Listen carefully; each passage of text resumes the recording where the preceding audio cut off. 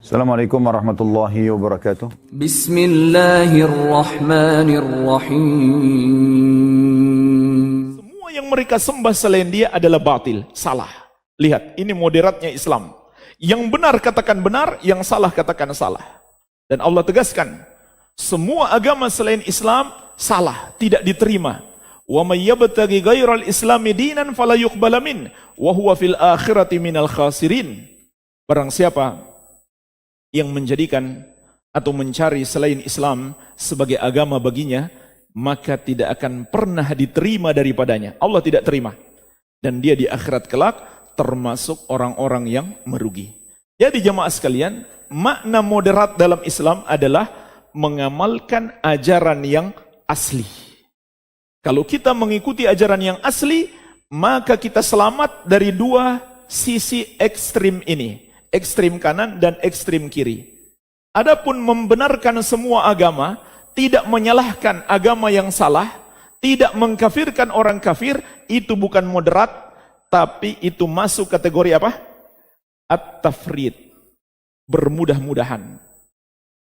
Kebalikan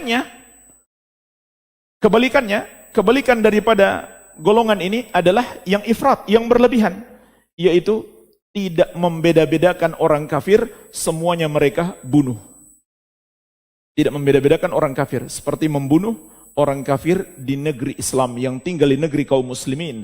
Padahal itu dosanya besar sekali. Nabi SAW mengatakan, "Man qatala mu'ahadan lam yarah raihatal jannah." Barang siapa membunuh orang kafir yang terikat perjanjian dengan kaum muslimin, maka dia tidak akan mencium bau surga. Contohnya apa? Orang kafir yang terikat perjanjian kaum muslimin. Orang kafir yang tinggal di negeri Islam. Jadi ini dua golongan ekstrim. Golongan yang berlebih-lebihan dalam berjihad. Orang kafir yang tidak seharusnya dibunuh mereka bunuh. Dan berbuat zalim kepada orang kafir. Tapi yang sebaliknya golongan ekstrim kiri yang tafrid. Orang-orang liberal yang tidak mengkafirkan orang kafir, semua mereka anggap sama, semua mereka anggap benar. Maka maksud moderat itu mengikuti ajaran Islam yang sebenarnya. Bukan mengikuti teroris, bukan pula mengikuti liberal. Yang pertama, Islam Nusantara mendasarkan teologinya, ya, rukun iman yang pertama. Semua orang-orang yang mengikuti jaringan Islam liberal ini Nusantara yang melahirkan, yang medani tiga, Pak. Hasil cinta segitiga mut'ah sementara antara liberalisme, kejawen sama Syiah. Makanya sejak awal isu munculnya Islam Nusantara, saya yakin-yakinnya di balik itu, di belakang itu tidak lain adalah kelompok kejawen, Islam liberal dan Syiah. Mereka selingkuh untuk kawin sementara, untuk nikah mut'ah, sampai nanti anak yang diinginkan yaitu Islam Nusantara lahir. Dan nanti kalau sudah lahir, yakin masing-masing punya misi sendiri. Ya namanya aja nikah mut'ah kan, yang penting senang seminggu kan. Ya nanti soal nanti terjadi apalah nomor sekian. Yang penting yuk kita mut'ah. Yang penting kalau syukur-syukur punya anak, anaknya namanya Nusantara, Islam. Nah di sekalian, prinsip yang dia bangun Islam Nusantara nomor satu adalah umat Islam. Ya mana ini sih? Umat beragama mesti bisa menerima dengan ikhlas adanya perbedaan antara mereka, karena perbedaan itu merupakan bagian dari rencana Tuhan. Nah ini rukun iman yang pertama. Jadi hadirin sekalian, dia itu nampak membawa banyak akidah sesat. Yang pertama Jabriyah. Udahlah, sesat biarin aja, maling biarin aja, kan itu kehendak Tuhan. Lah ya kan Pak? Ini Jabriyah tulen. Nanti ada orang sekarang pilih agama Nasrani, ya silahkan, itu kan kehendak Tuhan Mas. Pilih sekarang gak beragama, ya lumayan, kehendak Tuhan.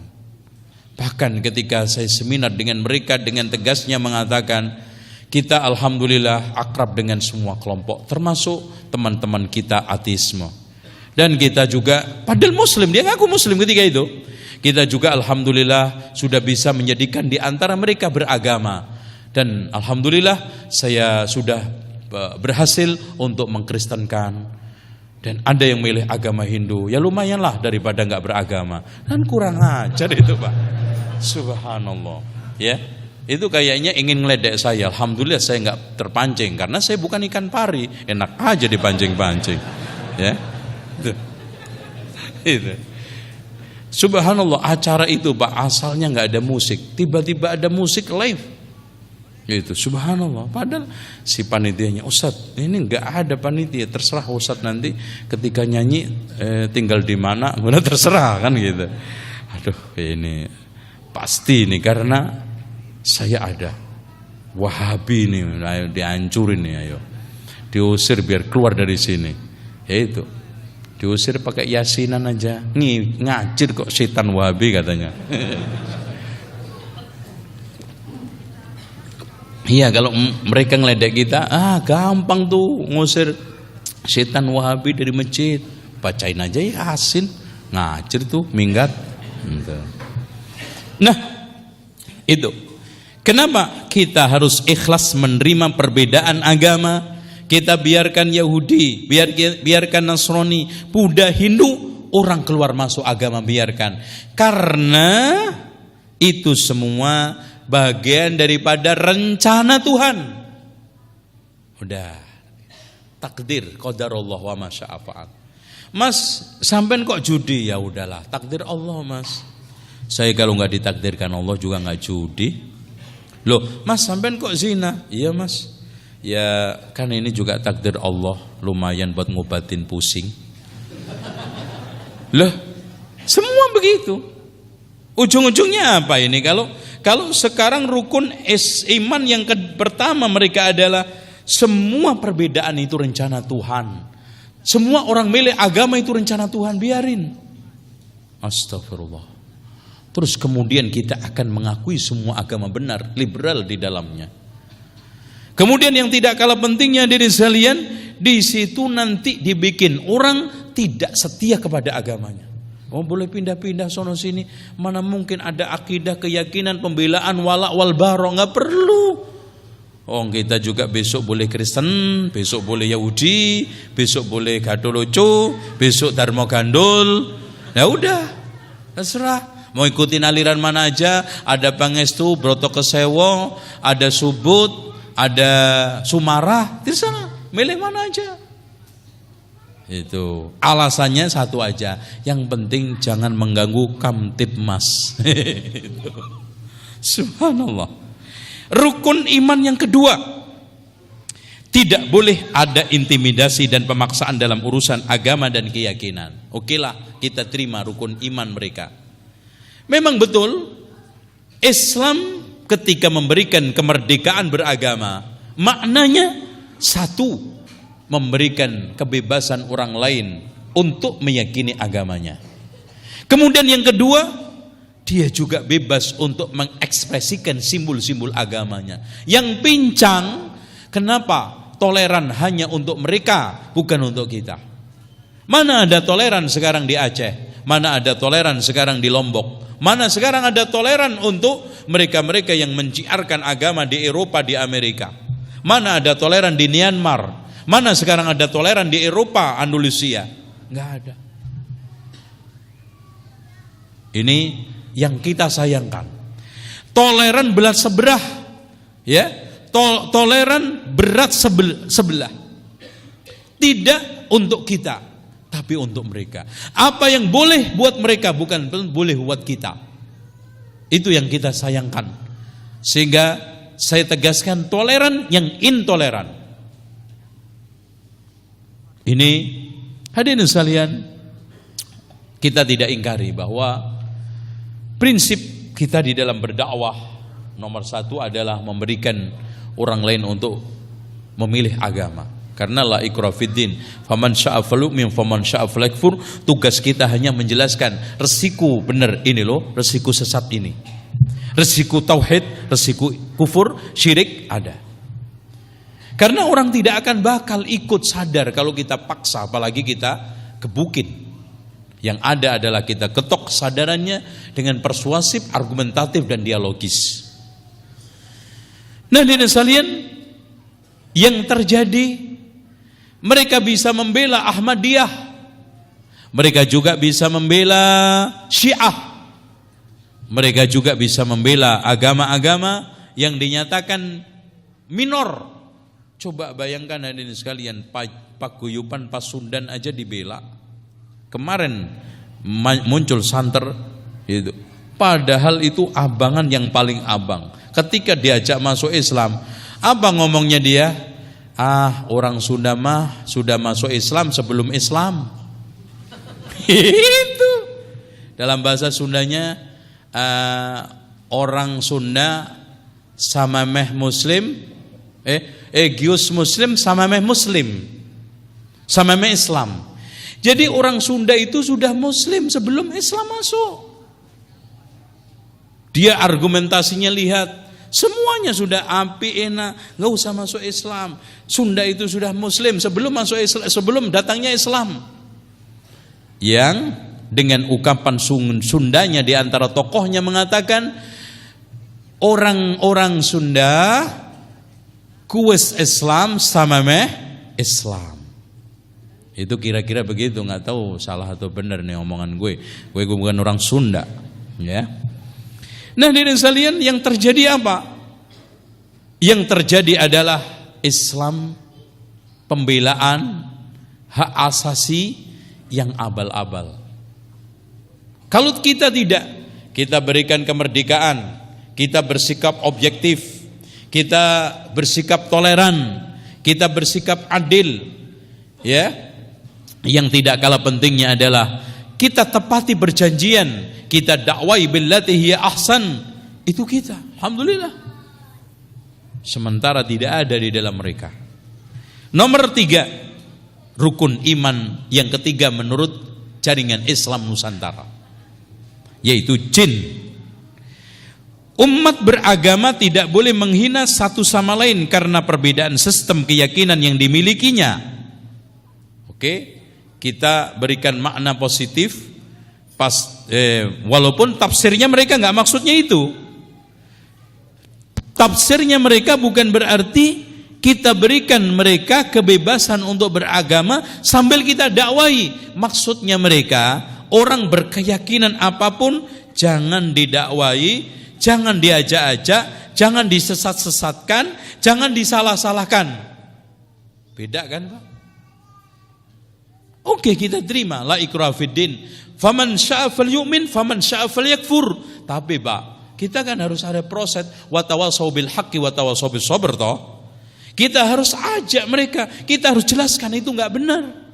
Tapi enggak, mereka biarkan.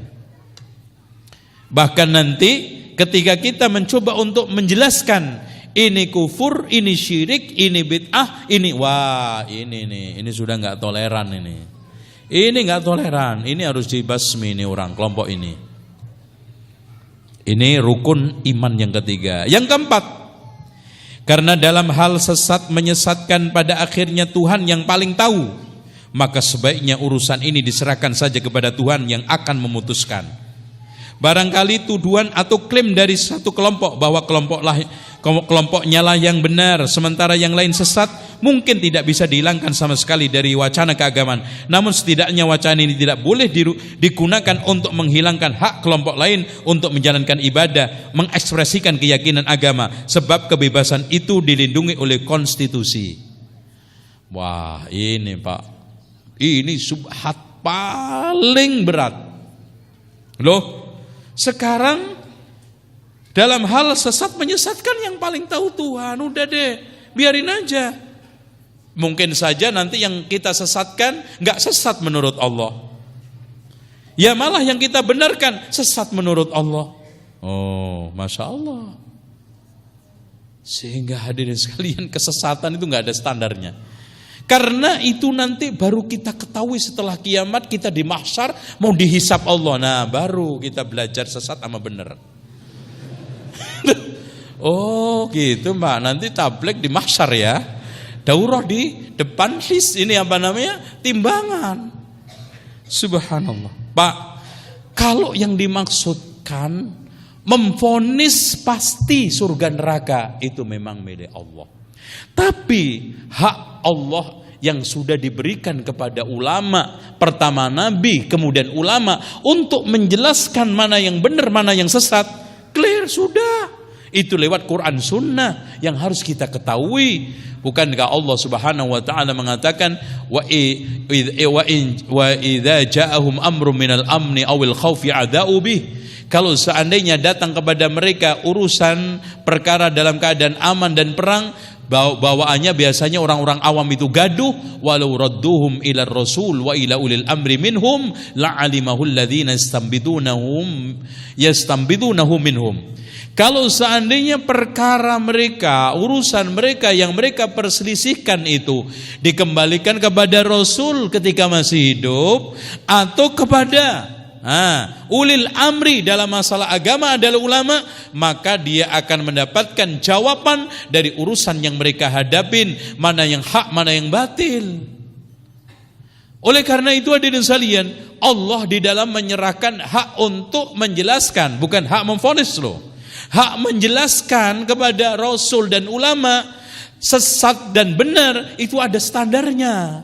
Standar pertama statis, yaitu Quran Sunnah. Dinamis, yaitu ijtihad. Siapa? Ulil amri. Yang kita persoalkan di sini bukan memvonis, tetapi menjelaskan. Ulama punya hak, para nabi punya hak untuk menjelaskan kebenaran dan kebatilan. Para pengikut Rasul Nabi di antara para ulama ujung tombaknya punya hak untuk menjelaskan Al-Quran dan Sunnah, mana yang hak, mana yang benar, mana tauhid, mana syirik, mana iman, mana kufur, mana sunnah, mana bid'ah, mana taat, mana maksiat. Sekarang maksudnya kamu apa? Kalau yang Anda maksudkan hak vonis, memang betul. Hasil akhir semua adalah Allah.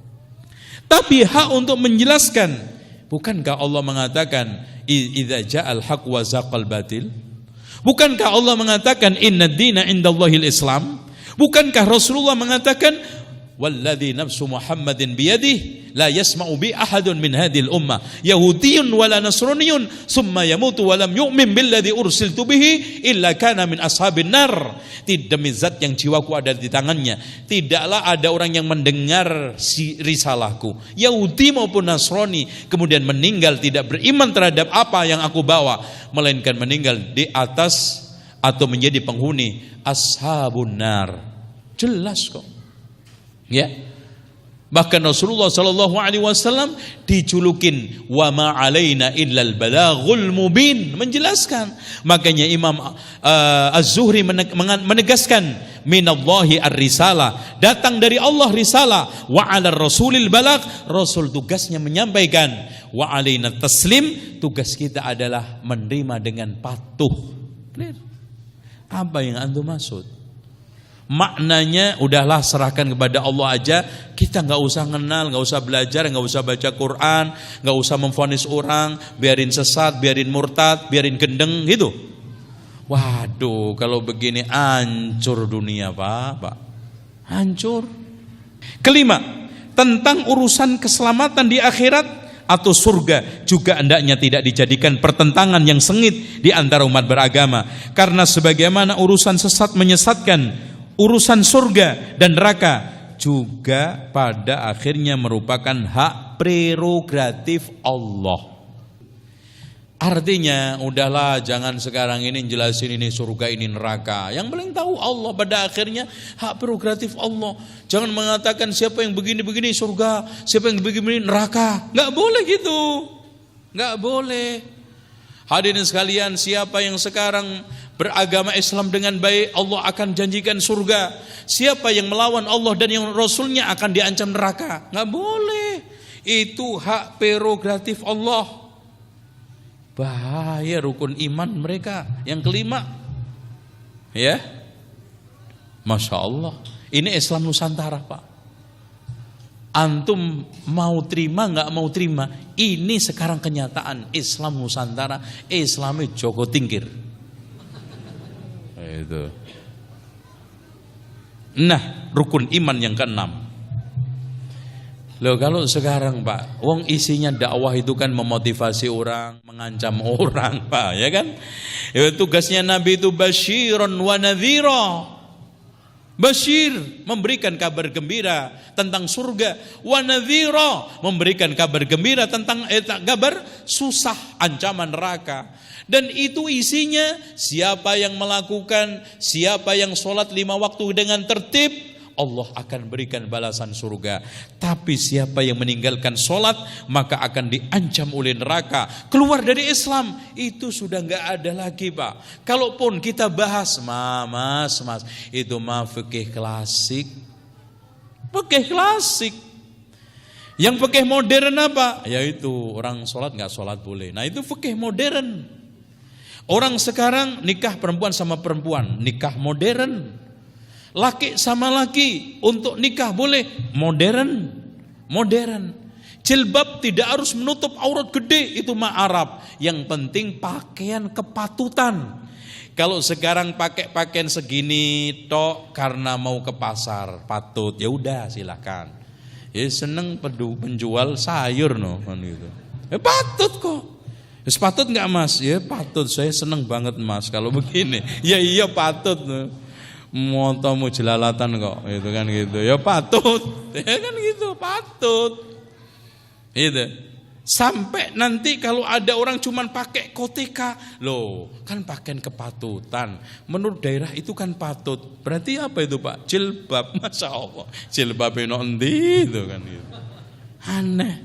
Ini mereka sangat berbahaya Pak. Kelupas Islam seperti yang dikatakan oleh Imam Al-Ghazali, mereka keluar Islam seperti keluarnya rambut yang diserabut dari adonan roti nggak berasa. Allahu Akbar. Di dalam kitabnya Al-Batiniyah, ya, Imam Al-Ghazali mengatakan seperti itu. Yang keenam, semua umat beragama hendaknya sama-sama menjunjung tinggi nilai kemanusiaan universal. Karena semua manusia pada dasarnya sama sebagai anak Adam yang dimuliakan Allah. Nah, maknanya bukan sekarang ya ayyuhan nasu inna khalaqnakum min dzakarin wa untha wa ja'alnakum syu'uban wa qabaila lita'arafu, enggak Pak. Maksudnya jangan sekarang mengkafir-kafirkan non-muslim. Biarin, manusia kok. Allah aja memuliakan anjing, masuk dia manusia nggak kita muliakan, larinya ke sono. Sehingga ketika saat ada orang yang sekarang ini menjelaskan kesesatan non muslim, agama ini, wah ini nggak menghormati manusia ini. Kalau ada orang meninggal nggak ditengok, nggak dikubur secara normal karena non muslim, diperlakukan tidak sopan, wah ini nggak menghormati manusia ini, ya, dan seterusnya Pak. Jadi akhirnya isinya semua bentuk embel-embel wala wal bara. Kita harus benci total kepada non muslim, mencintai total kepada muslim, wala wal bara nggak ada. Yang ada semua manusia itu mulia, semua manusia itu baik, semua manusia itu harus kita hargai, termasuk manusianya, keyakinannya. Wallahu a'lam bishawab. Inilah hadirin sekalian hal-hal yang memang Masya Allah membuat hati kita pilu dan perasaan kita merinding, dan konsep-konsep yang mereka angkat sangat berbahaya.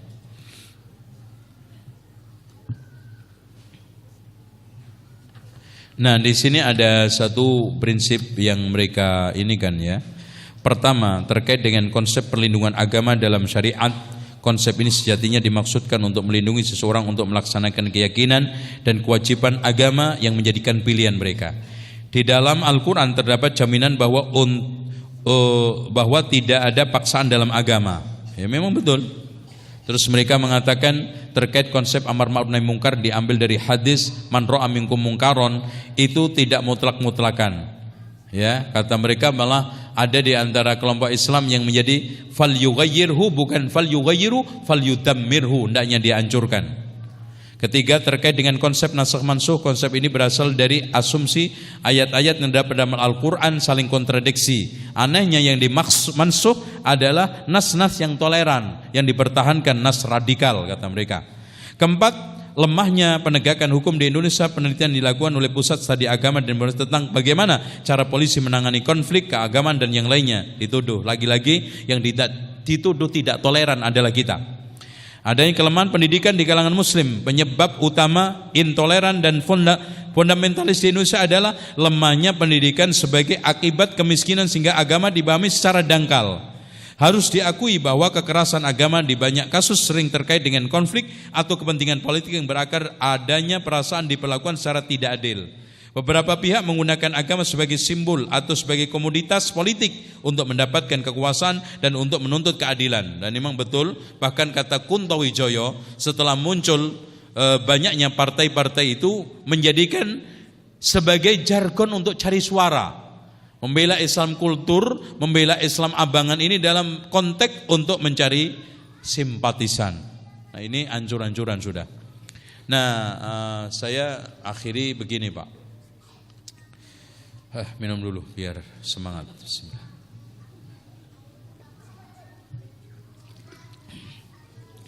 Akhirnya PR umat ini semakin besar.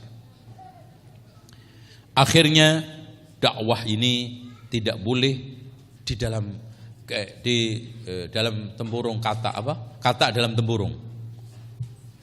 Terkungkung hanya jamaah, kita nggak melek luar.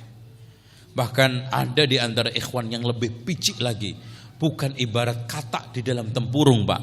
Bahkan lebih picik sempit seperti kata di dalam kaos kaki.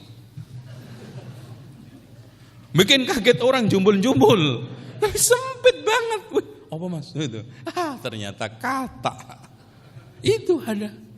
Hari gini masih sibuk tahdir-tahdiran. Yang ditakdir ustadz-ustadz kita.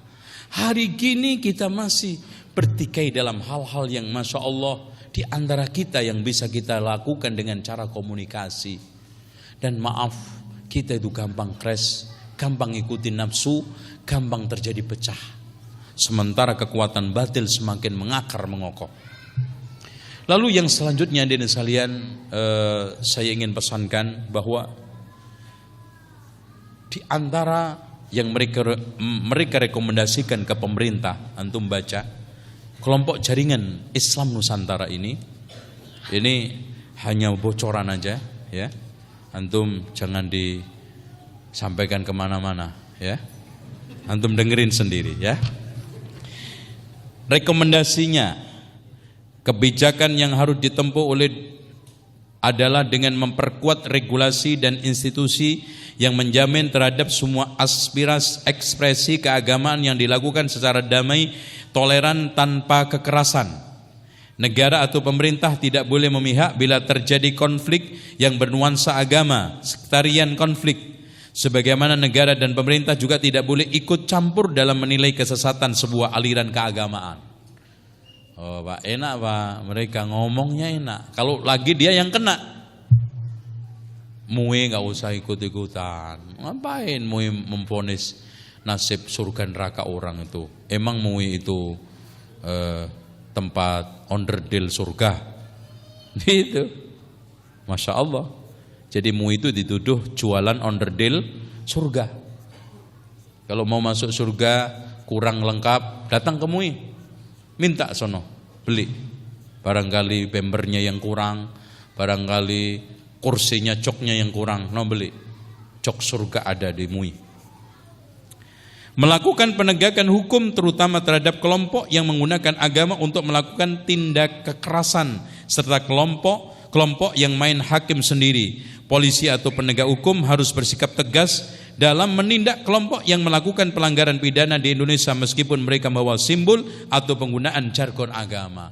Loh, katanya pemerintah nggak usah ikut-ikutan. Aneh, udah biarin aja. Gitu. Nanti dia ngeyel. Ini masalah pidananya, Pak. Itu. Strategi yang bisa dilakukan adalah dengan mentransformasikan nilai-nilai harmoni agama dan budaya. Bahkan mereka itu mengumpamakan mana yang lebih besar, agama atau budaya. Bahwa mereka mengumpamakan budaya agama itu seperti mata uang, gak bisa dipisahkan. Padahal gak bisa. Agama produk Allah, wahyu. Budaya produk manusia, bagaimana bisa disatukan? Ya, gak bisa. Sekarang hadirin sekalian, yang lebih lucu lagi, ya, mereka mengatakan peradaban dan budaya itu adalah milik semua manusia, bukan hanya Nabi Muhammad. Bahkan Nabi Muhammad dalam pembentukan budaya peradaban itu hanya fungsinya seperti batu. Itu Pak, hadis ini diplesetin. Jadi kan Rasulullah SAW kan Masya Allah mengamati suatu bangunan yang dibuat oleh nabi-nabi, kemudian tinggal satu bata. Rasulullah mengatakan, ana tilkal labina, sayalah batu itu. Jadi Nabi Muhammad itu kecil. Padahal Pak, Rasul ini menjelaskan misi bukan fungsi. Apa itu misi? Misi para Rasul, para Nabi itu di dalam membangun Islam seperti membangun gedung. Semua telah melakukan, dari mulai Nabi Nuh, Nabi ini, sampai insinyur terakhir ibarat bangunan adalah Rasulullah SAW. Dan itu sudah tuntas. Cuma wewenang Pak, kalau saya tanya kepada antum semua, ketika ada gedung besar kemudian dibangun oleh banyak insinyur yang dimintai bertanggung jawab oleh pemilik gedung siapa? Insinyur awal, tengah atau terakhir? Terakhir. Nabi Muhammad lah yang berhak untuk mengejawantahkan inna dina indallahil Islam. Maka tidak salah kalau orang Islam menegaskan wa man yabtaghi ghairal islami dinan falan yuqbala min fahuwa fil akhirati minal khasirin. Kalau seandainya ada orang mencari agama selain Islam, Allah tidak terima dan akhirat tergolong orang-orang rugi. Kenapa? Karena semuanya insinyur, misinya sudah diambil oleh nabi berikutnya, akhirnya berselit kontrak terakhir yang legal adalah Nabi Muhammad. Ketika kita sekarang sebagai pemilik gedung minta pertanggungjawaban kemana? Sebagai fungsi, Islam semua milik Rasulullah. Sebagai misi, memang bergantian estafet. Sejak Nabi Nuh, kemudian diganti Nabi Yunus, Nabi Soleh, Nabi Hud, kemudian berikutnya akhirnya Nabi Musa, Nabi Isa, Nabi Yahya, Nabi Zakaria, sampai semua terakhir Rasulullah dinobatkan oleh Allah di dalam surat Al-Ahzab, ma kana Muhammadun aba ahadim mir rijalikum walakin Rasulullah wa khataman nabiyyin, sebagai penutup para nabi, sebagai pengakhir, penasakh. Dan Rasulullah SAW juga mengatakan, ya, la nabiyya ba'di, tidak ada nabi setelahku. Clear. Sekarang kalau memang begitu Pak, dia enggak konsisten, melarang pemerintah untuk ikut campur dalam masalah urusan konflik agama, dia nyuruh-nyuruh. Siapa yang disuruh? Ntar dulu, dengerin selanjutnya. Ya. Oleh karena itu semua kementerian terkait, khususnya Kementerian Agama, Kementerian Budaya, Pendidikan Dasar dan Menengah harus bisa bekerja sama, saling erat dan saling mendukung. Oke. Untuk apa? Nomor 4, upaya yang bisa dilakukan adalah dengan memperkuat dan melindungi kampung-kampung adat dan budaya sepanjang ekspresi agama dan budaya yang diperlihatkan dilakukan secara damai, toleran dan tanpa kekerasan. Yang kelima, kepada Kementerian Agama hendaknya terus-menerus meninjau dan memperbaiki kurikulum pendidikan agama yang menumbuhkan kesadaran beragama dan juga bisa membangun toleransi kehidupan beragama di kalangan umat Islam. Pendidikan agama di sekolah harus bisa bersinergi dengan pendidikan kewarganegaraan yang bisa diarahkan pada pembangunan karakter bangsa. Pendidikan agama di sekolah umum juga hendaknya digabungkan dengan pendidikan budi pekerti atau akhlak yang diangkat dari nilai-nilai kearifan lokal, bukan nilai-nilai akhlakul karimah Islam. Kearifan lokal. Kalau hormat sama orang munduk-munduk, kalau lewat nderek langkung amit sewu, sekalian aja amit sejuta. Untuk itu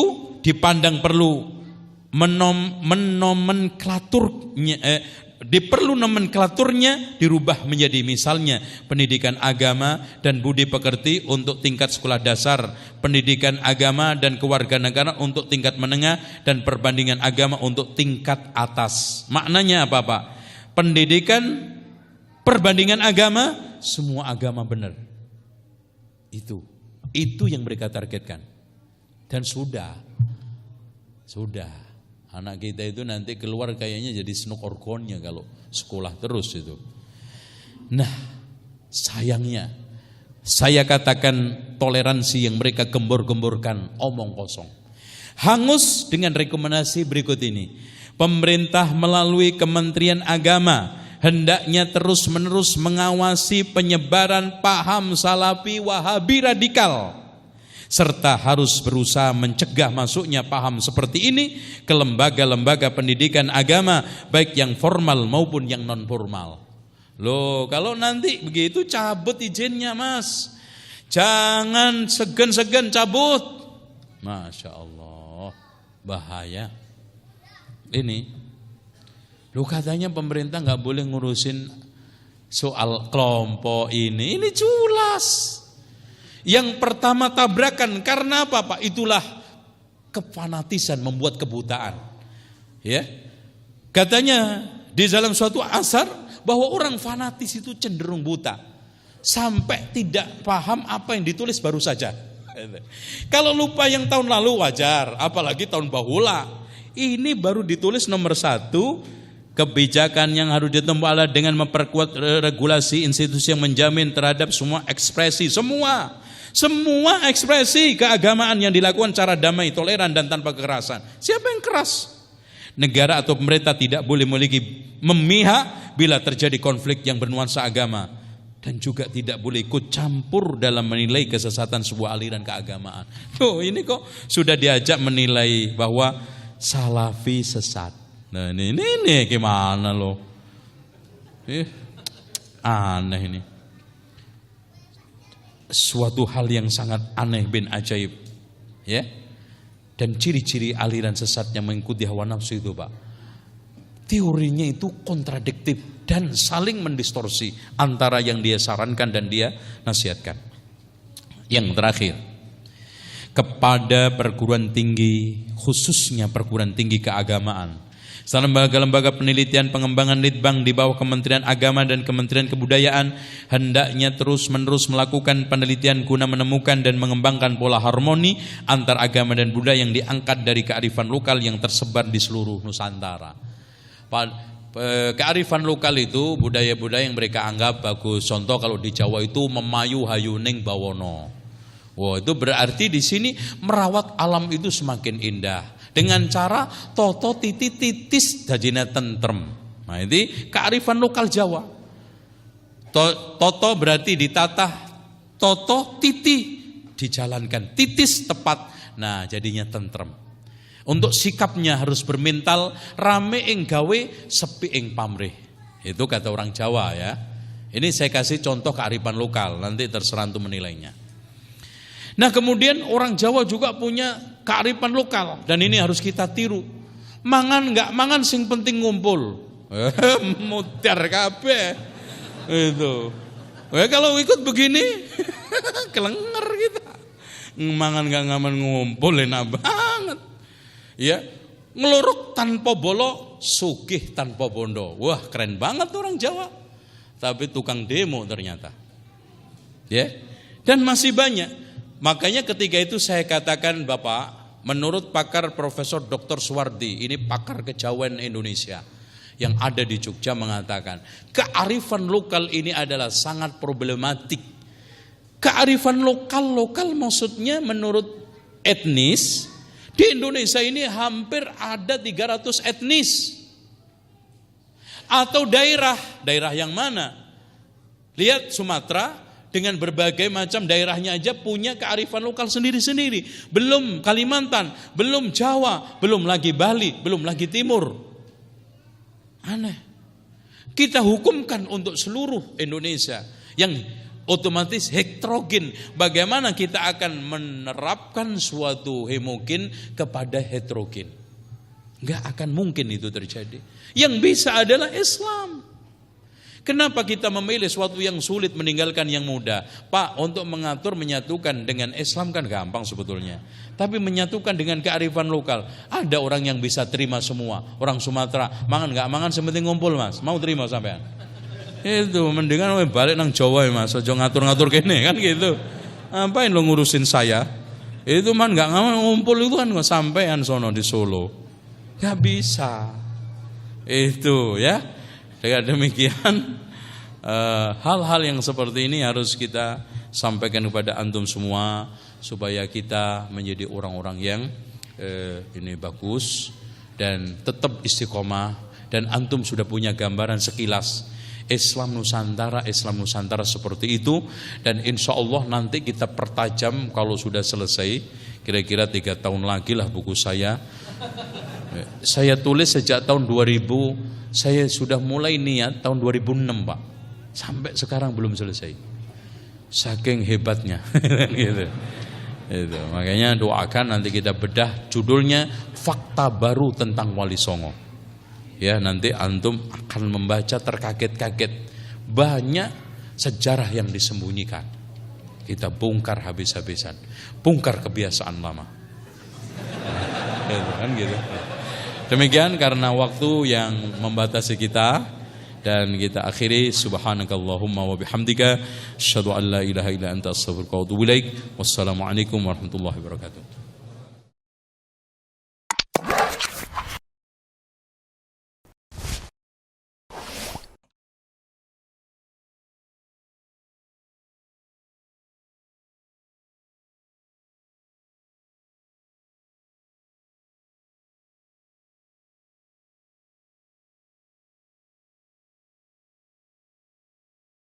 Ma'asyiral muslimin, kita harus tahu bahwa ada usaha Zionisme dan usaha kaum misionaris untuk memisahkan Islam dari sumber Islam.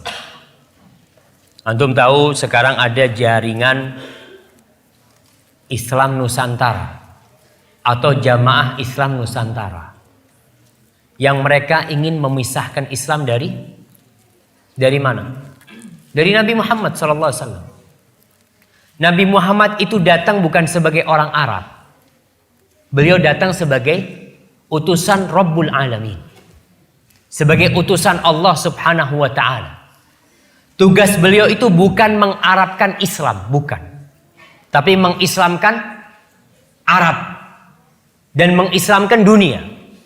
Jadi tugas beliau bukan mengarabkan Islam, tapi mengislamkan Arab. Tatkala Islam sampai ke Mesir, Mesir bukan Arab. Dan Mesir pada waktu itu dikuasai oleh Romawi. Jadi Islam. Kemudian Islam sampai kemana? Ke Spanyol, ke Eropa. Eropa jadi Islam, bukan jadi Arab. Bukan. Jadi Islam. Ketika Islam masuk ke Indonesia, Islam itu mengislamkan Indonesia, bukan mengarabkan Indonesia, bukan. Tapi mereka berpikir, mereka ingin memisahkan Islam dari Arab. Nggak bisa. Islam dipisahkan dari Arab, gimana mau dipisahkan? Nabinya orang Arab. Al-Qur'annya bahasa Arab. Apa bisa sholatnya diganti bahasa Indonesia? Karena Islam Nusantara sholatnya jangan pakai bahasa Arab lah. Kita kan di Indonesia. Jadi Allah Akbarnya diganti Allah Maha Besar. Gimana jemaah? Jadi kalau dikatakan bagaimana masyarakat kita, itu yang terjadi dengan masyarakat kita. Jadi ingin memisahkan Islam dari Islam. Jadi ingin menjadikan Islam itu menjawakan Islam. Jadi Islam dibikin Jawa. Kemarin dimulai dengan membaca Al-Quran pakai lagam Jawa. Jadi Islamnya dijawakan, bukan Islam ini mau mengislamkan Jawa. Karena agama yang diridhai Allah Subhanahu wa ta'ala adalah Islam. Jadi kemanapun kita pergi, kita akan mendapatkan Islam itu satu. Nggak ada Islam Arab, nggak ada Islam Mesir, nggak ada Islam India, nggak ada Islam Eropa, nggak ada Islam Afrika, nggak ada Islam Australia, nggak ada Islam Malaysia. Yang ada Islamnya Nabi Muhammad sallallahu alaihi wasallam. Inna ad-dina 'indallah al-Islam. Islam yang mana? Yang dibawa Rasulullah SAW. Kalau mau ada nabi baru di Indonesia, sudah berusaha.